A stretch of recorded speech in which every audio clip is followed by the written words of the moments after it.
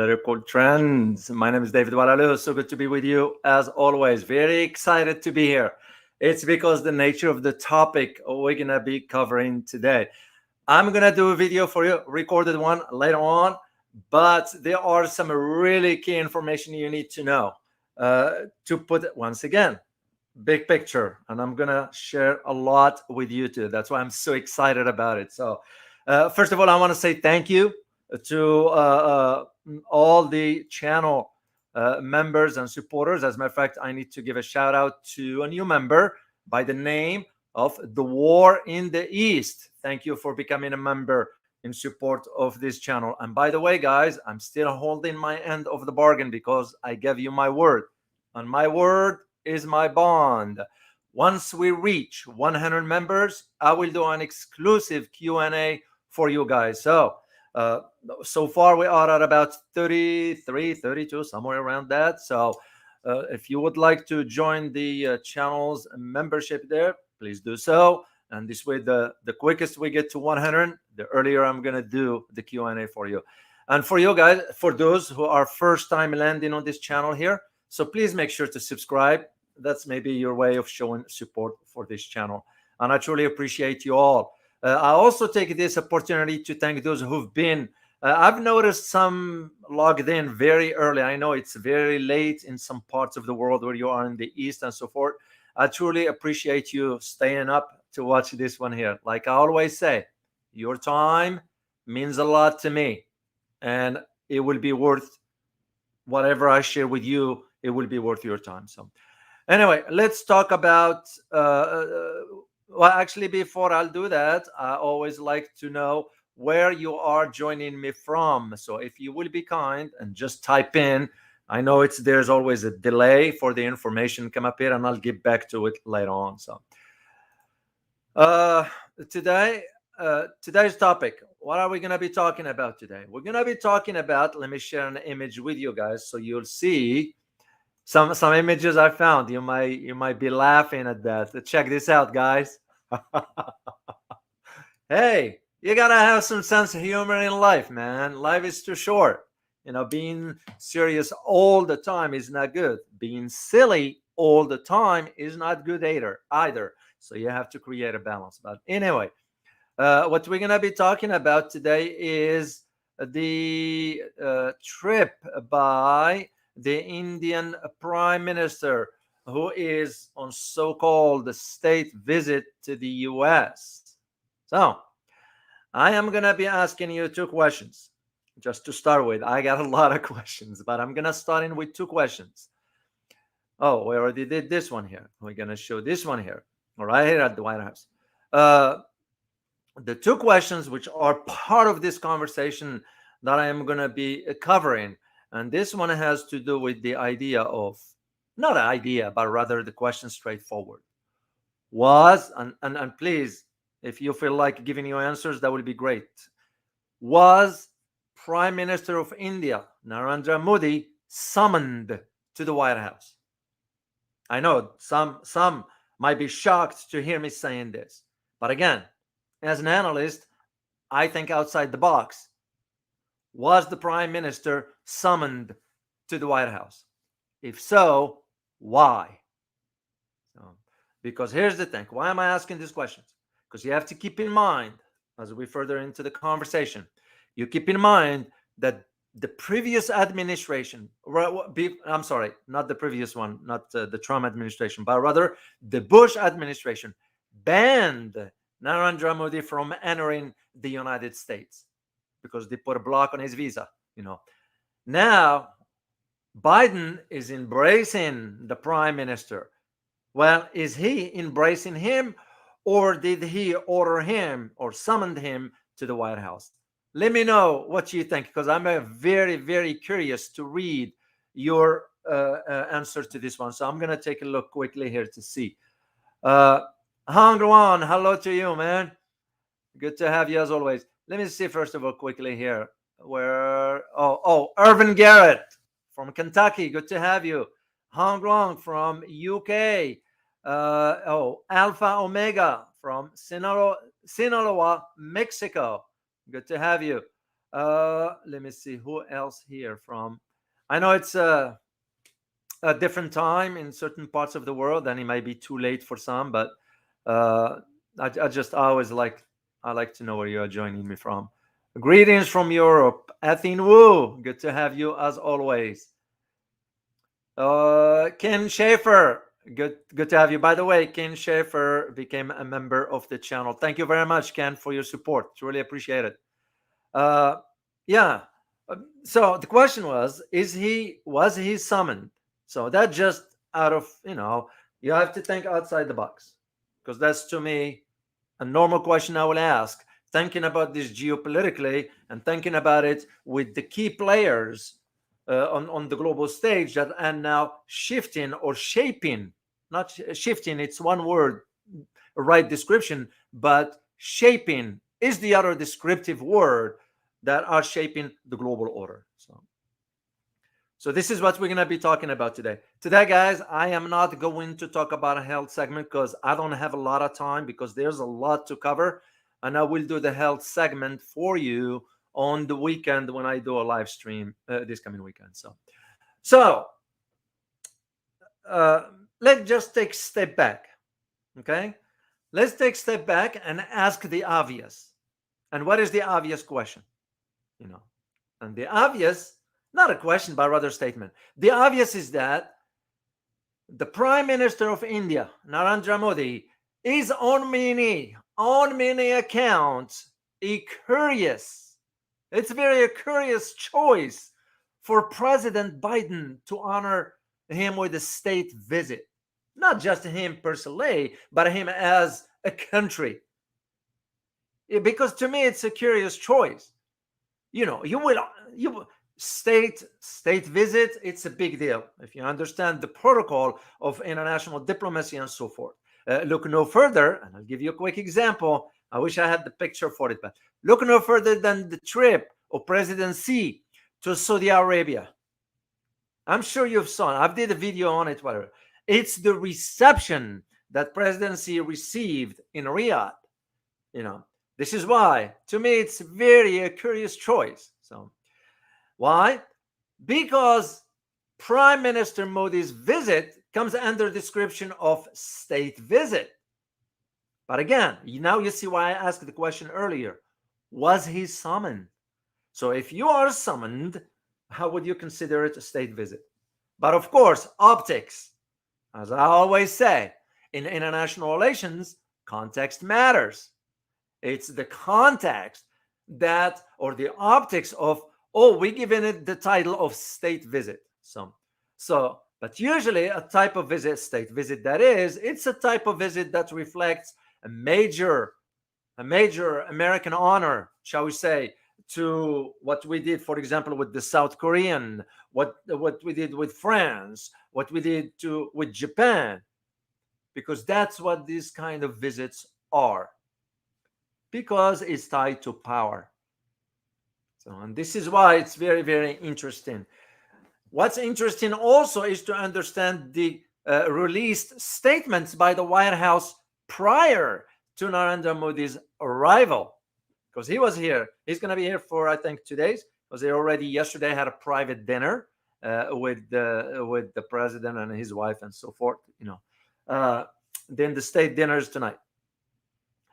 So what the White House said, which is usually anytime statement is pre-released like this, is to put a damp on really controversial issues. What am I referring to here? Because the White House said, the press release said, Biden will not give lessons to Modi on human rights. I found it very interesting. This is what the National Security Advisor Jake Sullivan said, that the president will not be giving human rights lessons to the Indian Prime Minister. Despite what the President Biden was saying only a few months ago, that India is going down in its democratic path. So that becomes like hypocrisy from the get-go. And this is why Now you're going to see the statements emanating from the White House that gives a rosy picture as to the White House now says we wanted to foster one of the defining partnership of our time. And I put this in quote, despite, here's the other part of the argument or the statement that was not put in quote, despite ongoing human rights concerns.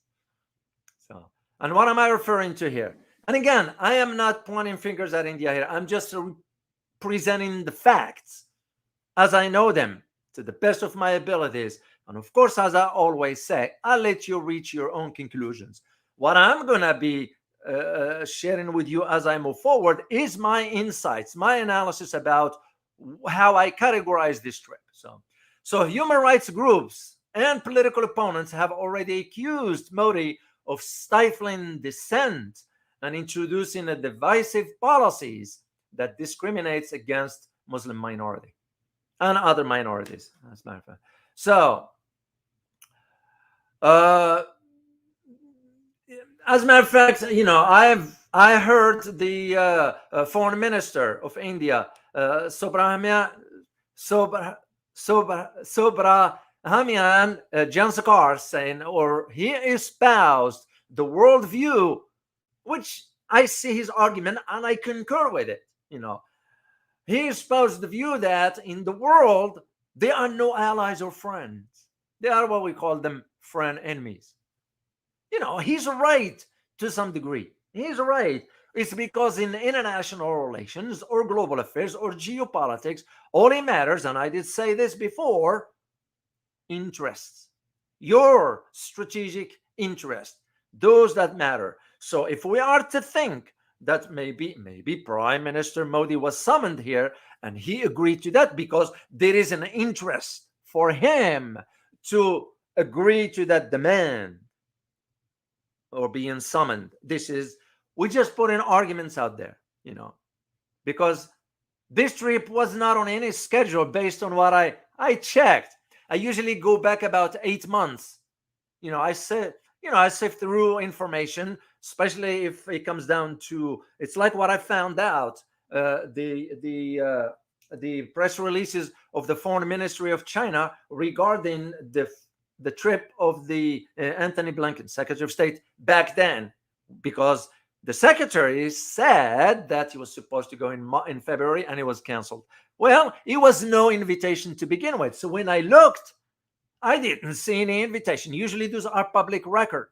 It's no different for us as well. State Department will have, it's part of the public record. So I didn't see anything was scheduled. And that's what led me to come to the conclusion or ask the question, was he summoned for that? So, and again, I am not going to focus on this human rights and all that. We all know human rights abuses are everywhere. Let's not, be fair. Yes, the question indicates the topic we're talking about the Prime Minister Narendra Modi. Yeah, that's kind of very concerning. And I'm going to tell you why. Because Prime Minister has faced criticism over legislation, believe it or not, amending, this is just another example, which is recently, by the way, they just passed legislation amending India's citizenship laws that will fast track naturalization for some migrants, but exclude, for example, Muslims and other minorities. You look at also the criticism he received has to do with the rise in violence against Muslims and other religious minorities by Hindu nationalists. And again, I am not pointing fingers. I am presenting arguments with the facts here. So, and of course, even the conviction of an Indian top opposition leader, his name is Rahul Gandhi. I don't know if he's related to Manmohan Gandhi or not. So Rahul Gandhi for mocking Modi's surname. Now, I can see a problem with that. You don't mock somebody's surname, because that's pathetic. That's very low. You know, if you got some, this is what I always say about politicians. If they don't have substance and don't have an in-depth about issues, they better step out, get out of the way. So for this gentleman here, whomever that is, the opposition leader, to be mocking the prime minister's surname, well, what's the point for that? When people are starving and poverty is massive in India, instead of focusing on the issues, we have the same thing right here in the US. You look at no further than what we are doing with the policies regarding, for example, the amount of money we send in overseas, when we have poverty right here at home that is increasing. You know, that's kind of, I found it ridiculous. So I can see why he will get a pushback, and rightly so. You call spade a spade. So even as a matter of fact, for the problem with this is that we state, or we issue statements, we're going to stand for minority, we're going to do this, we're going to do that, and yet we are turning a blind eye on issues like this. So that's like what just happened. I'm sure you guys are aware of the statement, two statements. One by the Secretary of State, who just came back from China. He reversed his statements about the one China policy. And second one has to do with the president's statements describing presidency as a dictator.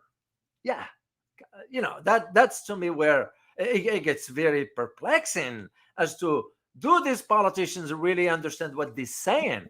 You know, and how can you move into that direction when you just had a state visit? You just had Secretary of State visiting the country, China that is, and you turning around and saying something opposite. Not only it undermines the Secretary of State, but it shows the right hand doesn't know what the left hand's doing, which basically the broken and fragmented foreign policy we have. That's usually what it means. So, and there's a I think I read somewhere that there's a Chinese saying. Of course, I don't speak Chinese. I had to look it up and translate that one. I hope I have the accurate translation of that saying. It goes like this. It says, and I put this in quote: "A horse that eats his own vomit is useless." End of quote. That's the saying in China. So, and this is where I see the double standards as far as why we are approaching India certain ways and criticizing other countries instead of having a policy that is sort of sound, because you can be saying one thing and doing another. So.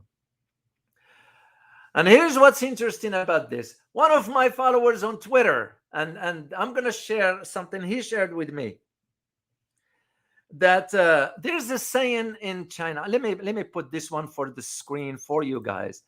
For those who speak Chinese, you will see this. I'm going to put it on the chat box. If you can tell me what it means. It's right there on the chat box, guys. I found the rough translation for it, basically. I found it very interesting. What's interesting about it? It's because this particular Chinese expression translates to banquet, you know. But it's a banquet with a hidden agenda, you know, as my follower from Twitter said, you know.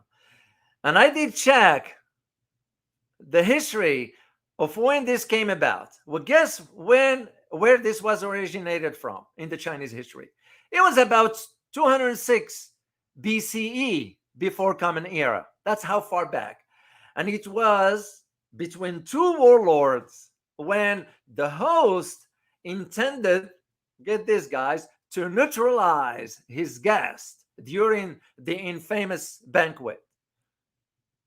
You know, that's what I found very interesting. Of course, Biden's not going to do that to Modi. He's not going to neutralize Modi.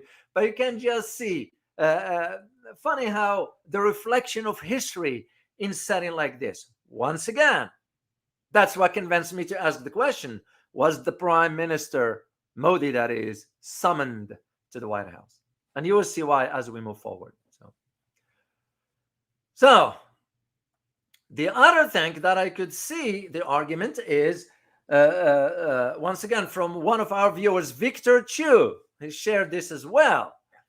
Since India is in BRICS, okay, will it be out of the norm or out of the ordinary for us to think that the trip of Prime Minister to the United States, assuming he was summoned, is to give him instructions to block, for example, France from ever considering joining BRICS? Because France has expressed, I watched a brief interview, not an interview, almost like a town hall meeting in France by President Macron, in which he talked about the need to join BRICS. Could it be because India is a member of BRICS? And remember, one protocol that exists in BRICS is no one country has a full say or the absolute say, rather, on policies. They decide collectively. If one member opposes, then that's it. So, but what I found interesting is that could also India was nervous about, like I put on the, you all remember the thumbnail that I put, right? I don't think so. I have it here. Let me see.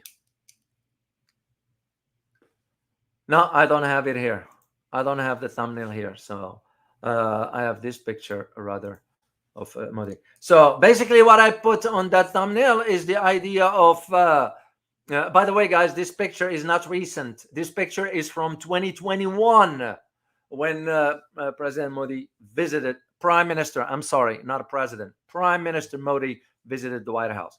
What's interesting is that Biden didn't realize he's putting the talking points out, which means you can read what was on this. Can you imagine if this was classified information?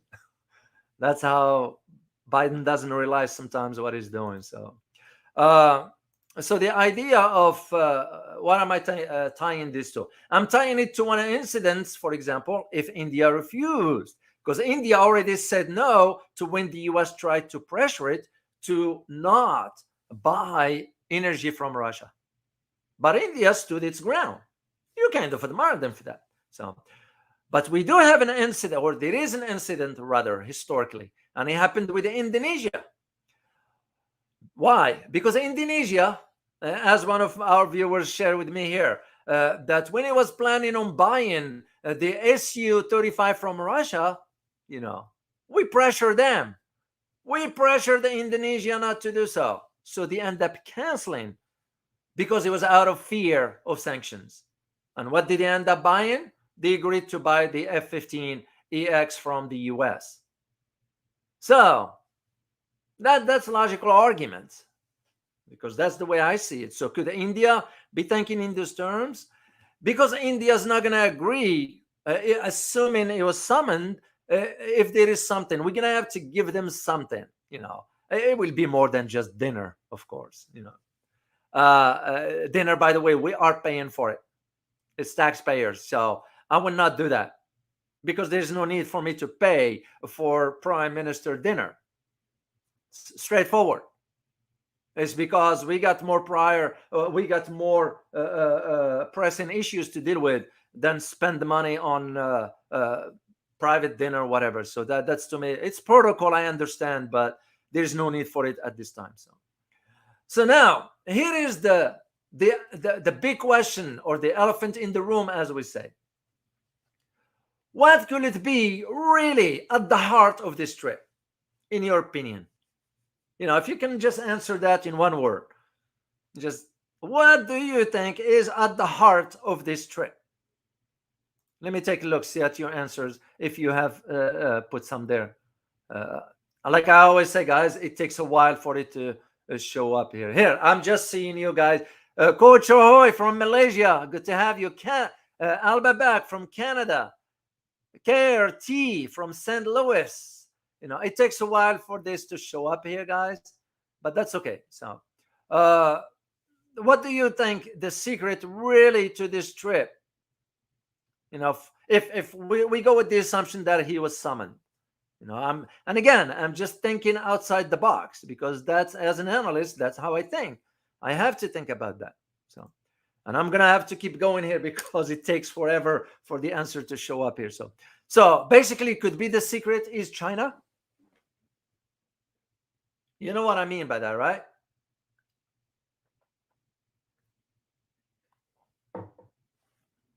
Using India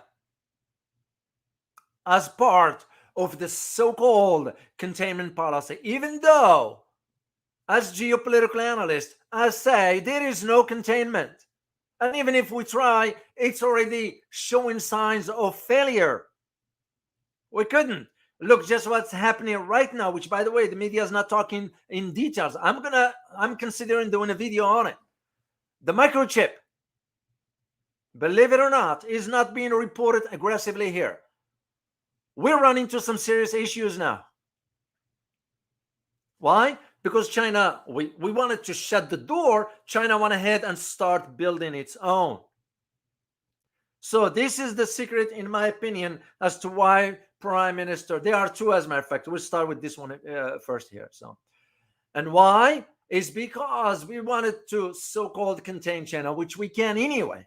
It's a fruitless effort. So why waste the time and energy and money on something like this? That's why it didn't make sense for the Secretary of State to go visit China, only to come back to Washington and reverse. What does it say about us? It's painful to watch, because that's, personally for me, and I speak for myself here, I would never tell you something I would not hold my end of the bargain to it. Like I said earlier, my word is my bond. Well, in foreign policy, you ought to conduct yourself that way as well. I understand about strategic interests and so forth and all that, and alliances and all that. That's all good.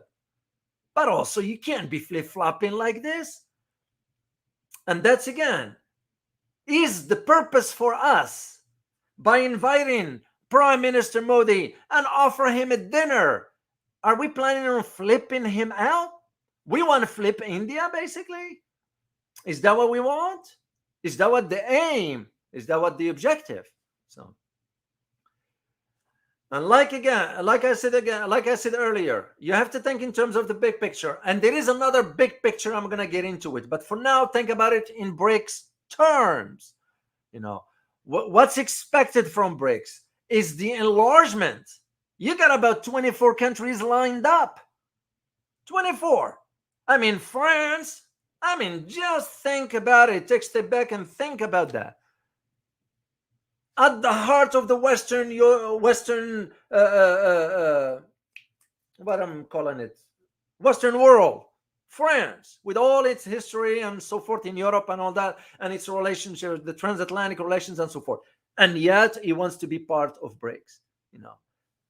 Is this one way for us to put pressure on Modi by telling him, hey, you're going to have to vote this down one way or another?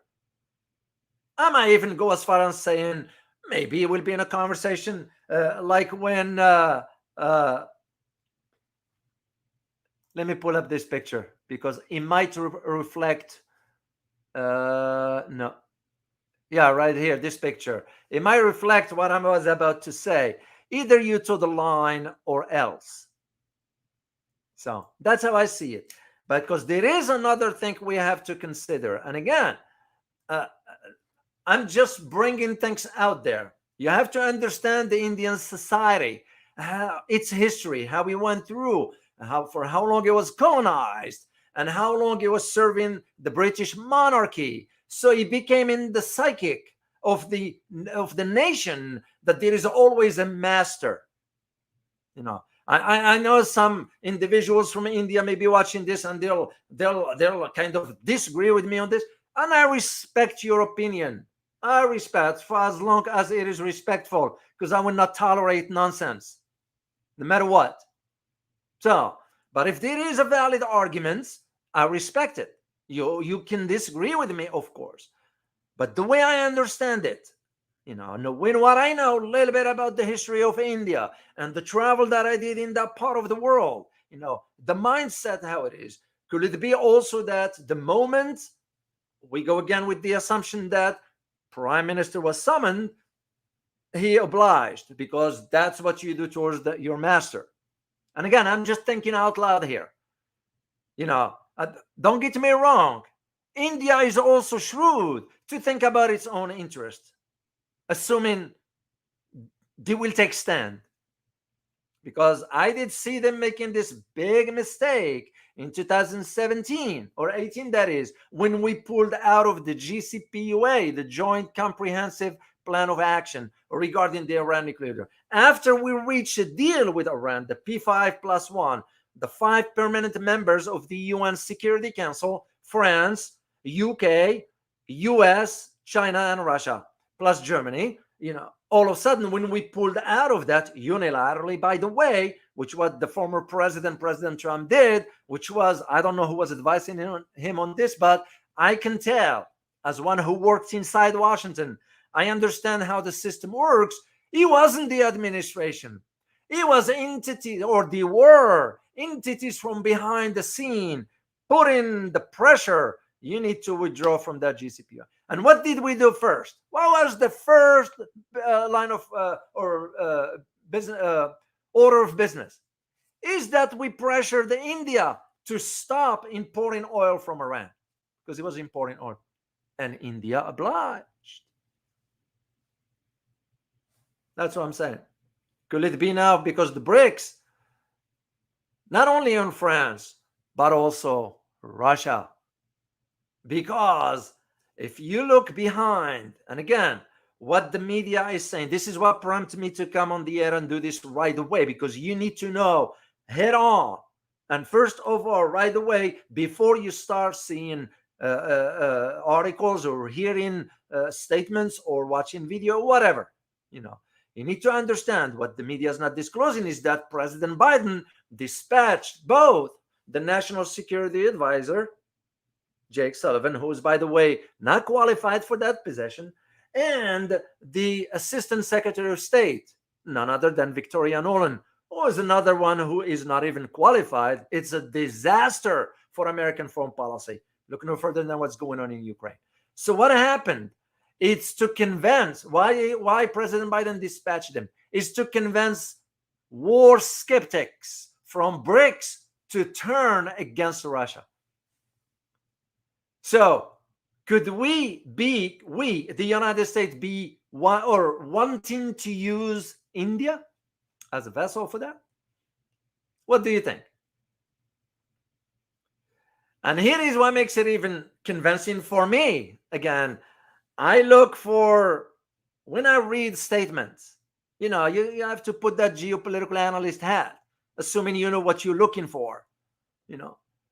What convinced me more about that is also what I found out, and I'm going to share it with you. It's not even out yet, and it's not classified, by the way, because I cannot discuss any classified information.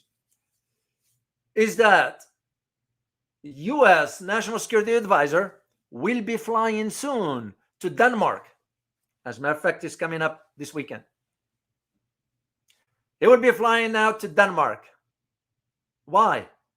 And on whose behalf he's going? The media, if they are to write about it, they're going to say on behalf of Ukraine government. It is not. Mark my word on it. It is not. It is not. It is on behalf of the entities that are managing the White House, the president, and the U.S. government as a whole. That's what he's going for. And because he wants to have the trip, by the way, the trip was supposed to be, or it will be, unannounced in detail.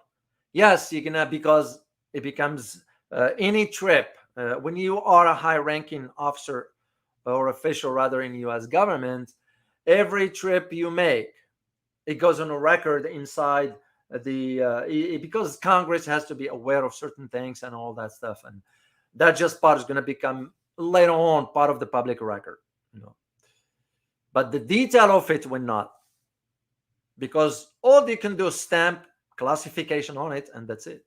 So, and why he's going to Denmark? Because to talk with the representatives of several, get this, guys, several developing countries that have not condemned Russia. Yeah, well, you know why, right? As I said earlier, you got 24 countries lined up to join BRICS. You got the whole global south moving away from the US dollar. As a matter of fact, it is my belief that the next meeting of BRICS, the summit, the leaders, not the foreign ministerial at the foreign ministerial level, but rather at the president's level. It is my belief that they're going to announce that the creation of the new currency, it's going to be whatever they're going to decide on. The announcement, in other words, it will be an announcement for it. And it is my belief that is going to be backed by hard assets, of course, oil, rare earth mineral, but it's going to be mainly for gold, because most countries in the BRICS are hoarding or amassing massive amount of gold. So this is why I believe we wanted Modi to come over. We give him a lavish dinner. We put him in front of the cameras. It's like, oh, look how we treat you. We give you exposure around the globe, which raise your profile, even though you and I know India is craving attention for global recognition. But India is not there yet. And again, I am not undermining. I'm not sort of putting India down. No, you can't. And you can't ignore India, by the way. For the sheer size of the population, 1.4 billion, it's no small matter. Except, and I'll say it again, except India needs to fix its domestic issues first. The two main ones, infrastructure and poverty, let alone the social or ethnic tensions that exist within its society. Till they fix that, I don't see how they're gonna, preach for the rest of the world to follow India and so forth, when you couldn't even. That's like you telling someone, hey, you need to organize your house and fix your house when yours is not. That's hypocrisy. That's double standard. It won't work. So it is what's interesting also during this trip, which is today, by the way. Modi, or Prime Minister, you give him proper respect, Prime Minister Modi is expected to address Congress in a joint session of the House and the Senate. Well, usually, again, as one who works in DC, this is not just happens on the whim of, oh, I am a foreign leader and I would like to address your Congress. No, it doesn't work that way. That honor usually is not easily received by any foreign leaders. So, but also it shows you, in the case of Modi, or reflects to the extent to which Modi has become a strategic partner for the Biden administration. That's how. So basically, at the heart of it, we just want to give him the platform to show. Remember, in international relations, context matters. The fact that Modi is standing in Congress addressing a joint session of Congress, all it is the image. Even though everybody will be sitting there listening, they kind of like, whatever. That's how it's going to be. So, because there is one objective for the Biden administration, why you want to this length to convince members of Congress to grant an audience for the Prime Minister, is because they wanted to sort of drill in Modi's head the significance of how much China is a threat to their interests around the world. But that begs the question, how can India take the bait, let alone being a member of the BRICS with China? This is where I see, I've always talked about this here, guys, that the potentials for BRICS are great and so forth. But till that issue of India has to sort of take stand as to, you here or here, you with Quad or you with BRICS. Being with both, sometimes you just send in mixed messages, and it becomes the idea of, if Biden administration is going to want to convince India to block any movements for the BRICS moving forward, we all know what it means. And by the way, this idea of that convincing other countries, including members of the BRICS like India, that China represents a threat, is not new. That has been the vision of the Biden administration since it came on board 2.5 years ago. So that is where the idea. So the adoption, as a matter of fact, we just had I think a destroyer or a naval asset. Don't quote me on this. It's not a destroyer. I'm not certain of this, but a naval asset of sort just crossed through the Strait of Taiwan. Didn't we just wanted to build cooperation? Right hand does what the left hand doesn't. Did Biden even knew about it? So this is where I see the issue for example, with India being part of that Quad, with Japan and India and Australia, because they wanted to curb so-called China ambitions in the Asia Pacific region. Yeah, more power to you if you want to do this, but you using India to deliver that. So in other words, sacrificing India first, because that's no different than Japan, no different than South Korea, no different than Philippines. This leads me to ask one question, because this question I'm going to ask you, I've been reading from different sources a hint to it. It didn't come up explicitly, which is on two parts. The question is, will Indonesia be a better member in BRICS than India? What do you guys think? Because why am I saying this? Because there is a concern in Australia about Indonesia's economy, how it's going up. So Australia is very concerned about that. So when you think about it, the big picture, will Indonesia be a better player inside the BRICS than India? Food for thoughts. So, this is where, but again, you look at the trip in itself. The way I look at it, this is nothing but another nail on a coffin as far as our what's the word I'm looking for? And exemplify the hypocrisy aspects of it. It's because here is the way I look at it as an analyst, is that Modi's visit here to the United States will also be a test. And it is a test for the Biden administration, which positions itself as democratic protector. So where is that? If we are turning a blind eye on certain atrocities committed in human rights, those in India, we don't say a word about it. So again, just to think about the optics of it.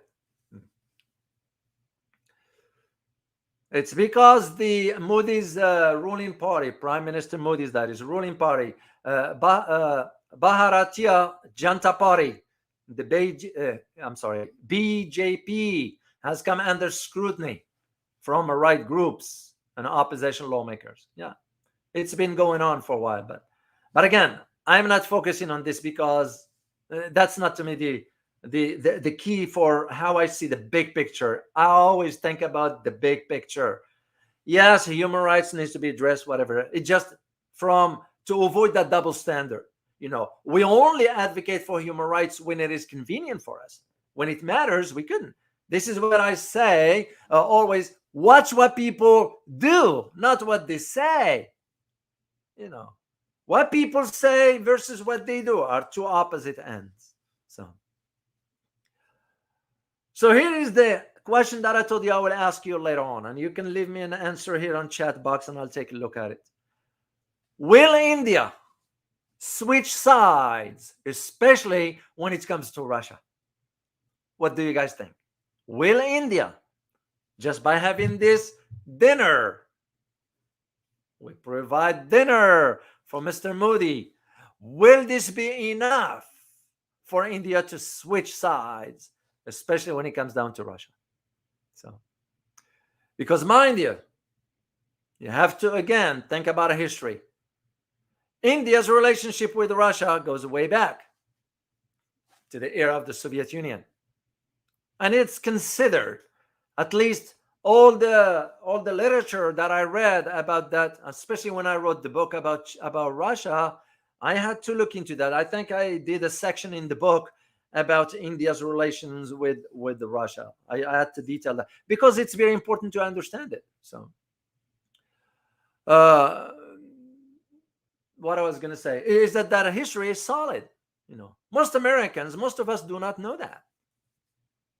We don't know that in great depth.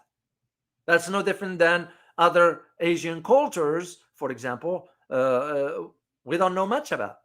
I look at it like the issue of, speaking of that, one of the viewers shared this with me. This is why I told you guys always make sure to read the statements or the postings rather by the channel's subscribers. There are really some interesting things. I did not know, because I don't speak Chinese. I did not know that the picture that was behind President Xi when he met with the Secretary of State had to do with Ryukyu Islands, so-called Okinawa. I did not know that. That was a reflection of that. So, and again, that's just one example of we don't understand the depth of the history and the customs of other cultures and so forth, let alone in the Far East and Central Asia and so forth. So, and this is why, if we think we will be able, that's why I put the question, will India flip on Russia? It's because it's about interest, strategic interest. So far, India is showing no sign of that because they're getting a deal with the Russians regarding energy. India needs access to energy, to the point that some have argued with this Persian Gulf naval so-called alliance that China is going to be part. Some have said, well, maybe India needs to become in. Maybe Pakistan needs to become in. I don't see that happening. It's because, if I am to think outside the box, it's because the concern inside the Persian Gulf, it will be about the loyalty, because they've seen India goes back and forth. So they're asking themselves, how can we trust if we are to have India in, all of a sudden it flips on us within a year or two? And that's why, again, I'll go back to my other question about Indonesia. Will Indonesia be a better player in BRICS than India? No. And again, history matters.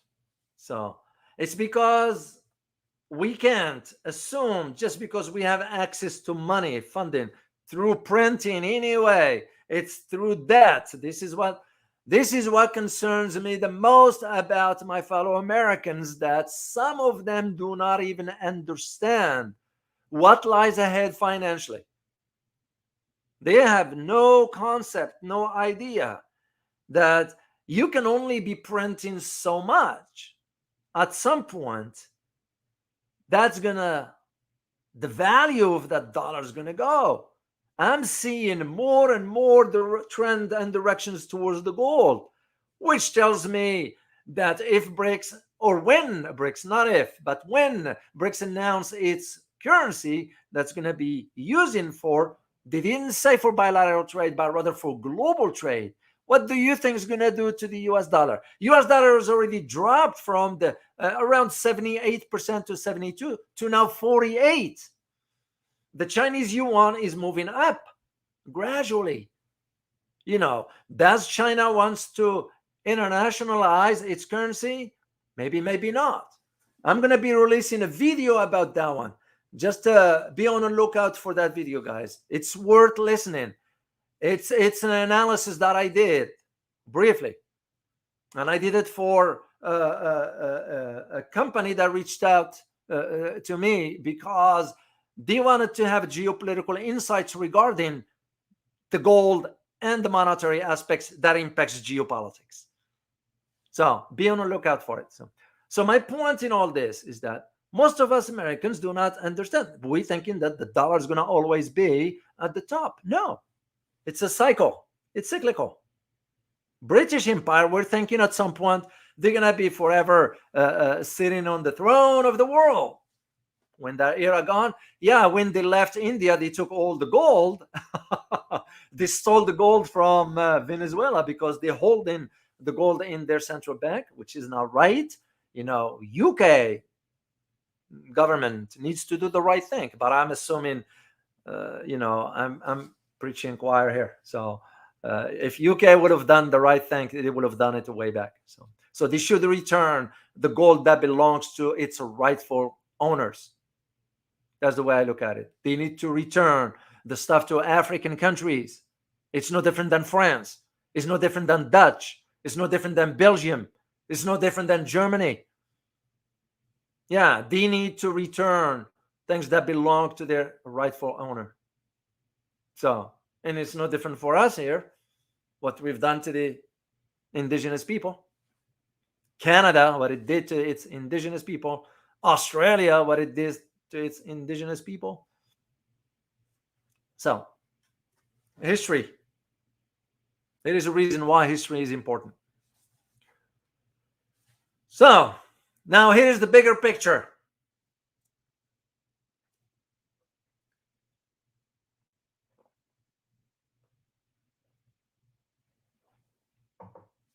Excuse me. Let me first, excuse me, take a look here. See.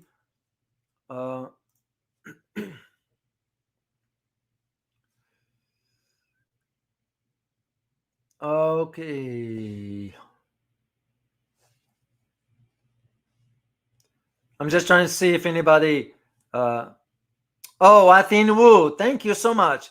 You put, David, you're right. It's a dinner on Hongman where treachery, murder of invited guests was planned. Oh, thank you so much. And I give credit, by the way, to my follower on Twitter, because you give credit where credit is due.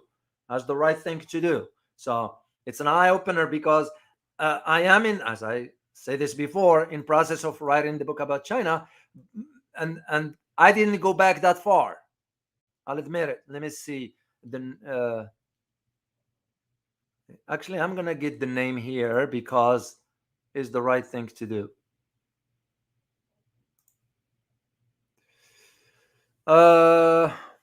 Yeah, the tweet was from MJ Goh. It's Goh. He's a follower of mine on Twitter. He follows me on Twitter a lot. So thank you so much, and credit is due to him. So thank you very much, Athin Wu, for confirming that one. I appreciate it. So the idea of it was great analogy in a way that you're thinking we are doing a banquet for a state dinner for Modi. Of course, Biden won't be able to do it because he will fall anyway. So not to make fun of the guy, but it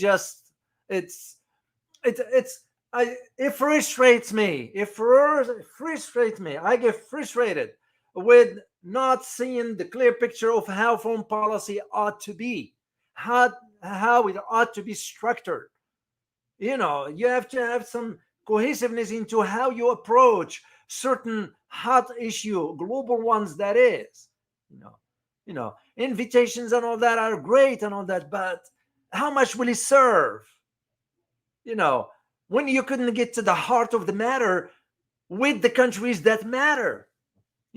We sat down with China and the issue is still remaining, and yet we're issuing the statement, the Secretary of State is going to seek cooperation so we can avoid any issues. Well, how can you say that?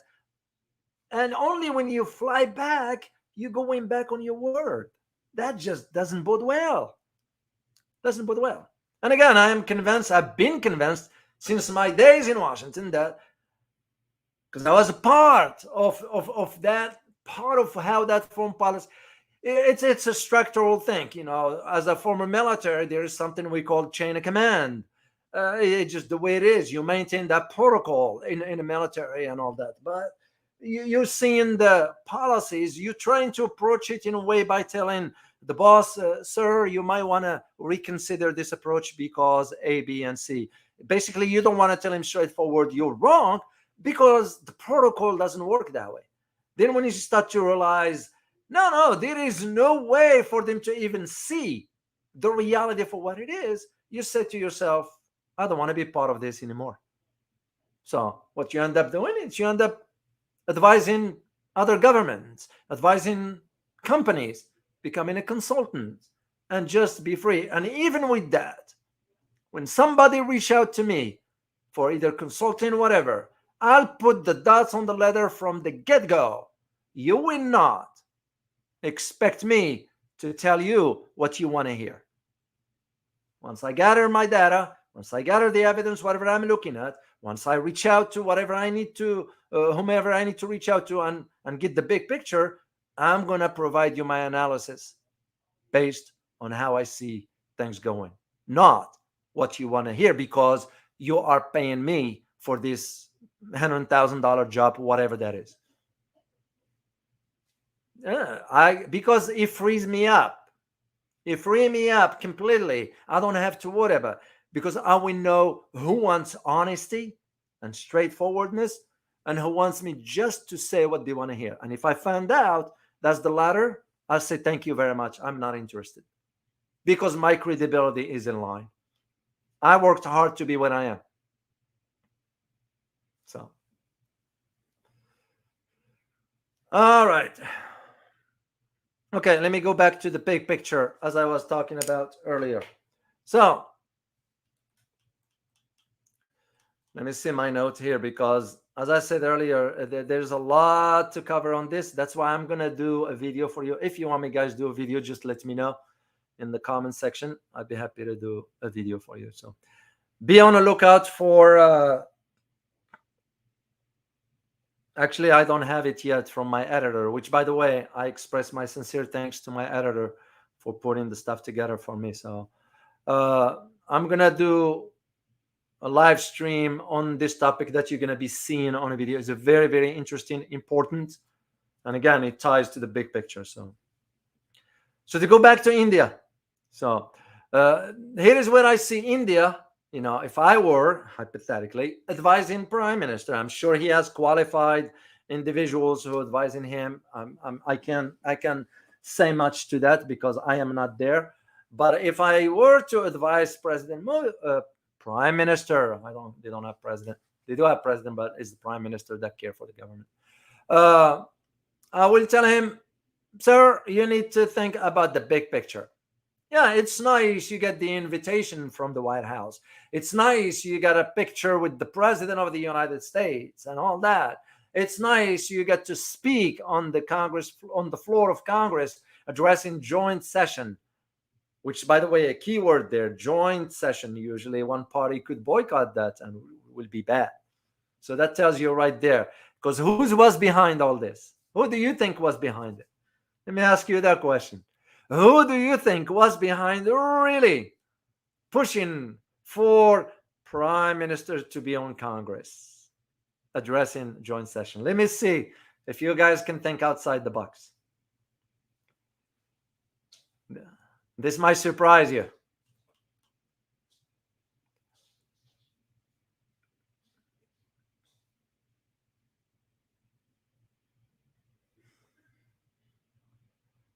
Yes, of course, the president has to convince his members of the party in Congress that they need to do this and that. But who is really, really behind the scenes that pushed for this? GQ from Helsinki. Good to have you. Good to have you here. I missed my time in Finland when I went back, way back, went to Finland. So, yeah, who do you think is behind this one here?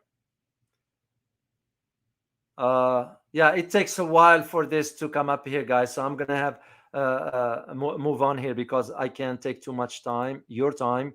So who's behind it? Who's behind it is the lobbyist, the Hindu lobbyist here in the United States. Yes, there is an influential Hindu lobbyist here, which follows in the footsteps of the Israeli lobby. So that is what's important about this one here. And I did find some information about this. I'm going to use the right word because I can't sugarcoat it. Is a right-wing lobby groups, because those are Hindu-oriented. And again, I am not pointing fingers. I am presenting the facts. So this one, this right-wing lobby, it's right here in the US, and they have access to Congress, speaks on behalf of Indian Americans. They are trying to stifle criticism, of the Prime Minister Narendra Modi. That just what was behind convincing, because this group, lobbyists, have learned from the pro-Israeli group like AIPAC. So, and they forced sort of alliances, these right-wing groups, they forced alliances among themselves towards one particular issue, be it, anti-Muslims in India or anti-minority or anti-immigration, whatever they did. And this, by the way, goes back to the 1990s. This is nothing new, because back in 1990s, Indian I remember back in early 90s, I used to live in Pennsylvania back then. There you won't see a lot of Indian restaurants or people. They were very minority. So comprised a tiny minority back then in the United States. Today, in the US, there are about 4.2 million people of Indian origin in the United States. We're about, I think about the last stats that I looked at was about 2.4 million born here in the United States, being American citizens. So 1.2 were born here, 1.4 were naturalized citizens. So that is the reason why you have to think about it in terms of how did the Prime Minister end up having a state dinner and addressing Congress. So here's the big picture, and I'm going to finish up with this here, guys. The big picture that I said, if I were to advise the Prime Minister, I would tell him you need to think about. And this big picture has to do with another country, Thailand. Why is this? It's because the Trans-Asian Railway is an important railway network connecting Europe to Asia. And this one, I looked at it, I did a little bit of homework on it. It will cover about 70 countries and regions in Asia and Europe. So the total mileage for this will exceed over 110,000 kilometers, making it one of the longest railway networks in the world. And among them is the project of the China-Thailand Railway, which, by the way, has a great significance for trade. It's a big deal, especially in the Euro-Asian continent. So what I found very interesting is that Thailand has somehow stopped the project at first. Then when China decided to use, get this, guys, China changed course of action too. China decided to use high-speed rail technology as a bargaining chip. Yeah. And they succeeded to that. So, and who's going to end up holding the end of the stick in this is Japan. Because Japan now start to worry, because China's action by sharing that technology, which, by the way, is going to be sharing it with Thailand, will weaken Japan competitiveness. You all remember the video that I just released for you about how many Japanese in Japan wants their country to stay out of the tensions regarding the Taiwan issue. So So this is why, if I am to advise the prime minister, I would say you need to think in terms of economics. Your country, India in this case, needs massive infrastructure. So you're going about allowing yourself to be used to contain China. Well, who's in a right mind will think that that policy will even work? It's not working. Australia is an example. Look what's going on. I got a comment from one of the viewers from Australia and detailed exactly where things are regarding the rent, the economy, the inflation, where truly the numbers are. And yet, the government is not disclosing that. So the bottom line to all this is that President Biden wants to bring India closer to the US, basically wants to entice, or let's use the term, bribe India through some incentives, starting with the dinner. So they can tell. So this way, India will tilt its foreign policy away from Russia and against any progress for the BRICS. But also is for the US to say, look, we are tilting our foreign policy to Asia, and here it is. We build in partnerships with countries like India in face of an ascendant China. That's basically optics. Foreign policy, that's but at the core of it, this foreign policy is hollow. This is what the Biden administration will say. Modi, Prime Minister Modi, of course, will also have to show something to domestic audience, to his backers, that for his part, he's trying to usher in more prosperous era for his nation of 1.4. And basically to say, hey, I am delivering on the promise that I made when I get into the office some 9 years ago. But the reality on the facts is not showing that. You still have a massive poverty in India. You still have a massive crumbling infrastructure in India. And with the recent Apple leaving India and going back to China, that just add to that, optics. Doesn't bode well for it doesn't bode well for India. So this is where I see it. So once again, just to reiterate, India is smart. They're gonna have to think smartly. Yeah, it's nice to have the dinner and the photo ops and shake hands with the president and so forth. All that is good. But does it matter at the end? Because what matters at the end is how your country is, economically speaking. And this is when you think about the question. Once again, I'm going to repeat it. A lot of people now are talking about, should Indonesia be in BRICS instead of India? It's a fair question, I would say.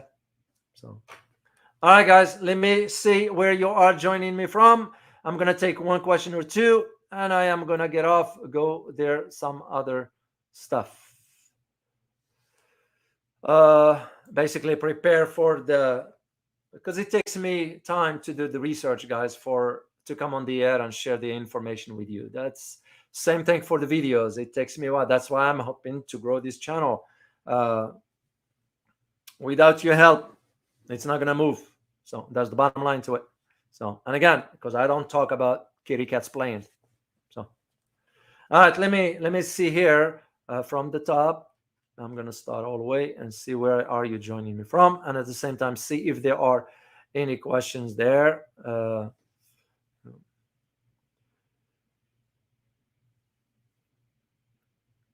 And India, don't get me wrong, guys. India has a lot of potentials. It really has a lot of potentials. They just have to play their cards right. And like any other country, the domestic politics is one that is defined. Oh, let me say hi to Zelika Vocha from Slovenia. Good to have you. As a matter of fact, it will be in your neighboring country of Lithuania, in Vilnius, where NATO is going to be having its summit. So soon. Good to have you. As I said, India has the potentials. They just need to figure out how to move their country forward now that the world is shifting. And if India wants to succeed, it has to sort of play a role into this. And how are you going to play a role into a system like this? By ensuring, first of all, that your house is in order before you start expanding or exporting, shall I say, your exporting your influence, if I may use.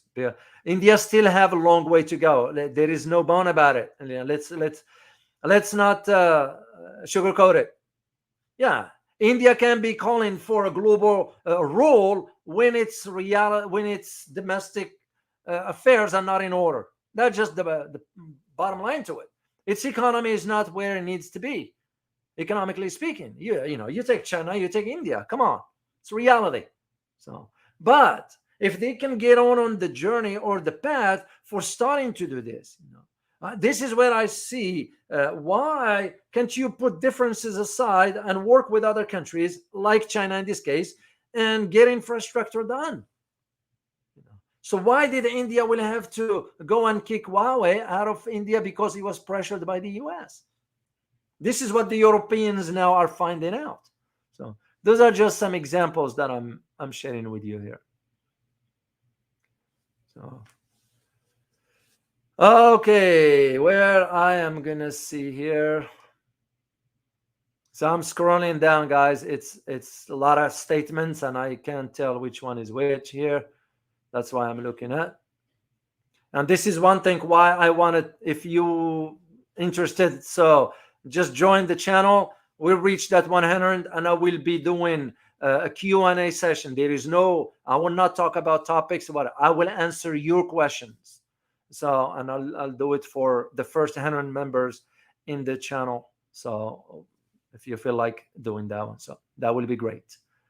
All right, let me, where it was, I just saw, disappeared on me again.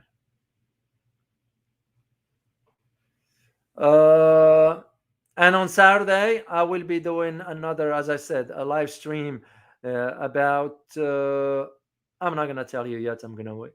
Oh, Boone, I got to say thank you, man.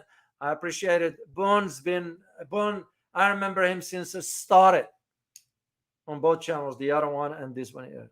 Boone's been an avid supporter. Thank you so much, Boone. I truly, truly appreciate it.